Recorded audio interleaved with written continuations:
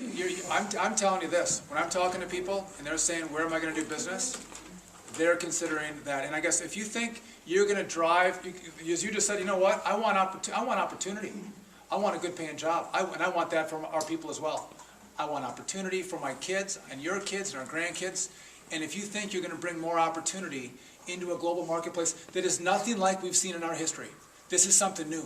If you think you're going to increase taxes and bring more jobs and prosperity and opportunity to this country, I will disagree with you. I don't think that's what you're going to do.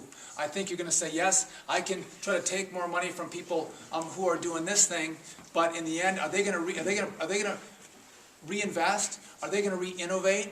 And with us expansion, we're going to hire our employees? I'll say no, they're not.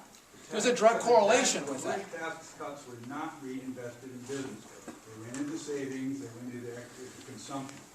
They were not reinvested in business. Well, we can agree to disagree. You've shown us some projections of what the CBO thinks is going to happen if we do nothing, but you haven't shown us what the Ryan budget does to fix that. I'm sorry. And I'd like to know where you get your information, where those projections come from. That's also from the CBO. I don't No. Did you get any projections from the Heritage Foundation? On these charts? No, these are the CBO charts. Where's the Ryan budget? Listen Show me to the me, Ryan right budget. here, you're asking about these charts. This is OMB and CBO. Want me to go through them all? Show me how the Ryan budget that you just voted for brings down I don't have the chart from you. the deficit. You don't have the chart here. Well, so want me to send it to you via email? Give me your email No, address. I I'll know send what it to chart you used. It came from the Heritage Foundation, And from a man named William W. Beach, and he's lying. It's a fraud. Okay. Do you want the information? I'll give it to you. So what is it? So if this is a lie and a fraud, Yes. is this a lie and a fraud from the CBO? The Ryan budget that you just Is this fraud. is this a lie and a A fraud? Nobel Prize-winning economist labeled it a fraud. Who's that? Paul Krugman.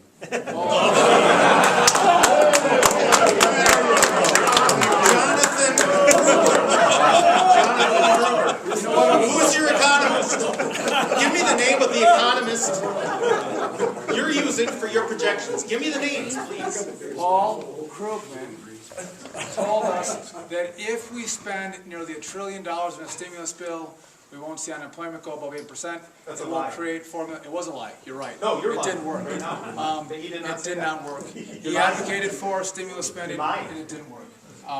So we'll agree to disagree. Yes. Clarification question. Yeah. When you reached a compromise in one of the budget bills Yeah. to give a holiday on payroll tax for Social Security, Oh, I guess I wasn't there for that. okay, when it did take place, Yeah. wasn't that a big tax increase for the government? Because those funds that would have gone to Social Security are now taxable? Correct. So if you were if people are at the maximum Social Security rate, they would give about $2,100 in payments to Social Security. Now that $2,100 becomes taxable, and if your rate is 25%, isn't the government now receiving an additional tax increase of $500?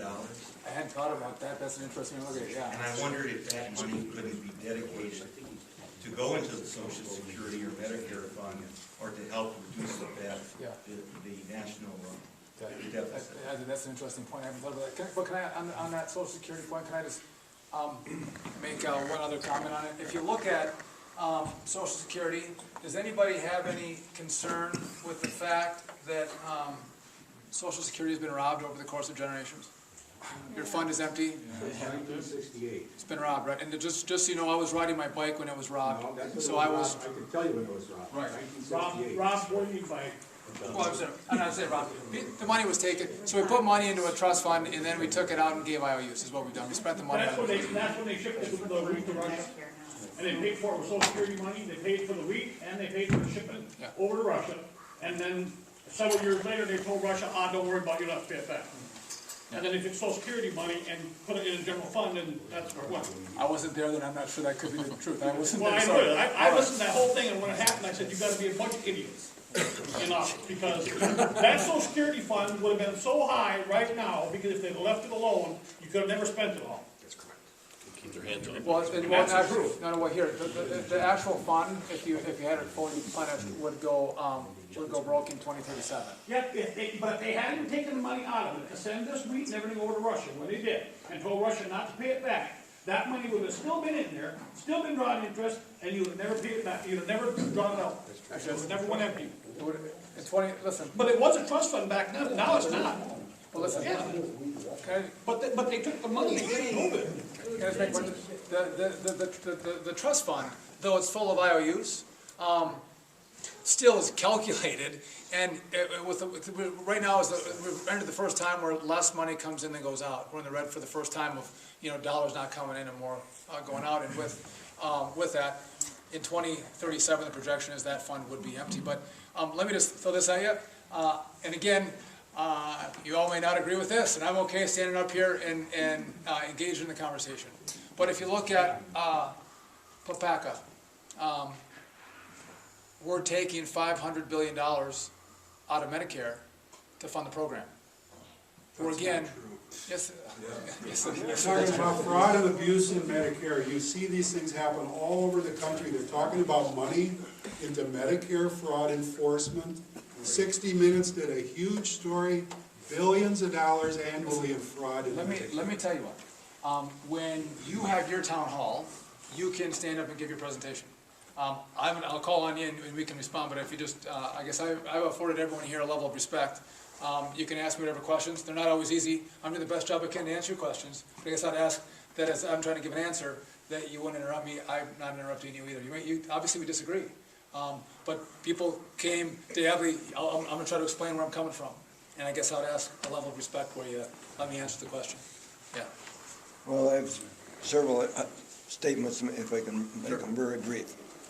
Number one, anytime anybody comes along and says tax the rich, I immediately run up a red flag, because somehow or another, of all my lifetime, I seem to be caught up in that episode. And excuse me, I am not rich.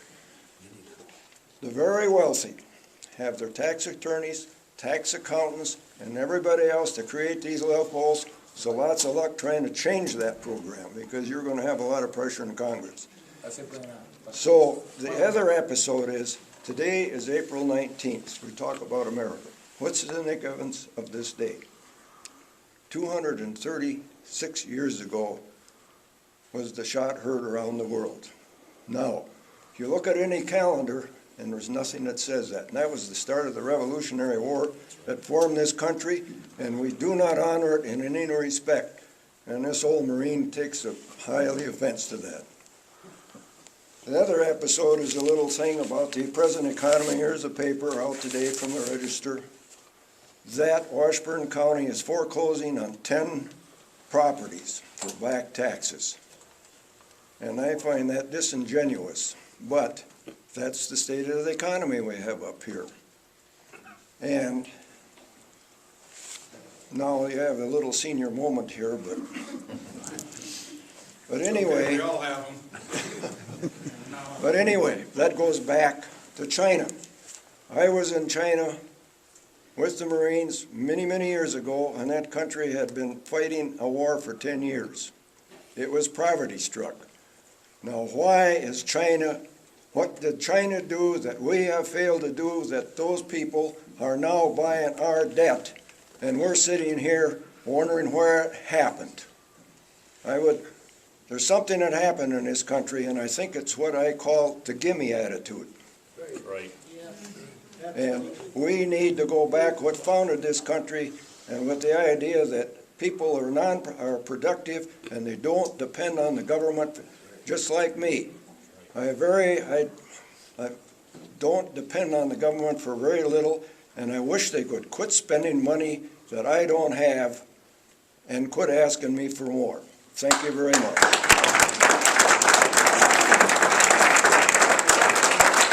I don't take that advice from a Marine. Thank you for your service.